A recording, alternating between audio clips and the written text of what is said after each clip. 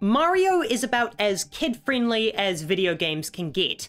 They're fantastical adventures with exuberant art styles, infectious energy, and joyous gameplay.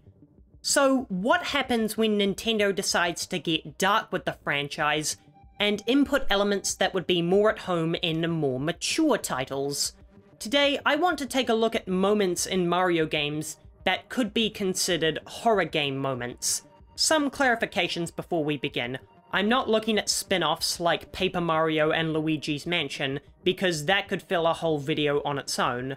I'm also not going to be looking at Easter eggs like the Ghost in 3D Land or the Shadow Puppets in Galaxy 2. I'm only looking at things Nintendo intended for everyone to see in mainline Super Mario platformers.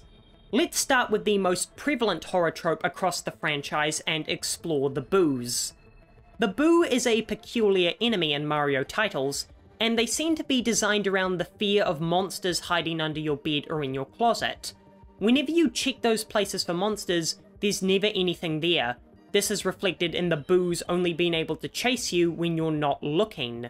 While boos aren't particularly scary, they're certainly a stressful enemy to deal with. They function in the same way as a timer, a ticking clock that creeps closer to Mario, immune to all but his strongest power-ups. For some reason, Nintendo decided to create an enemy around the idea of stalking, which for a kid's game in 1989 is a pretty intense idea, but it's also kind of genius.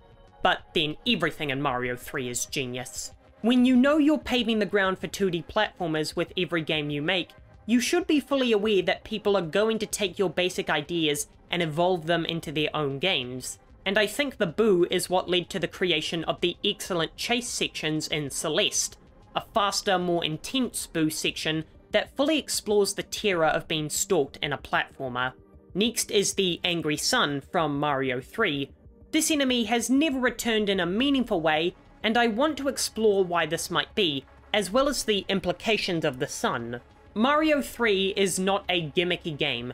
It relies on near-perfect level and artistic design, rather than having each level revolve around a unique mechanic like Mario Wonder does.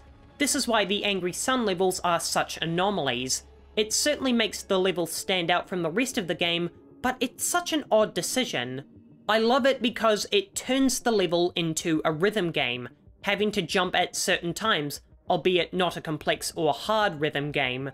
As for the implications of why a sun, I mean, it's a bizarre thing to have as an enemy, so the only reason I can think of is that Mario has sinned and this is God's form of punishment.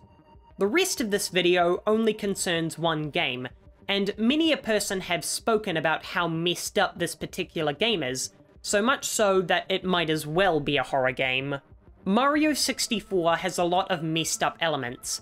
Hell, the entire concept of the game is about your own home being twisted into a nightmarish prison. There are 3 critical pillars to Mario 64's disturbing elements, and I'd like to start with the most exciting and least talked about one, the infinite staircase. When I said that Mario 64 twists a happy and familiar location into something nightmarish, this is what I meant. Mario 64 is a cheery game with bright colors and bubbly music, so having this distorted chasm block you from progressing is such a discomforting feeling.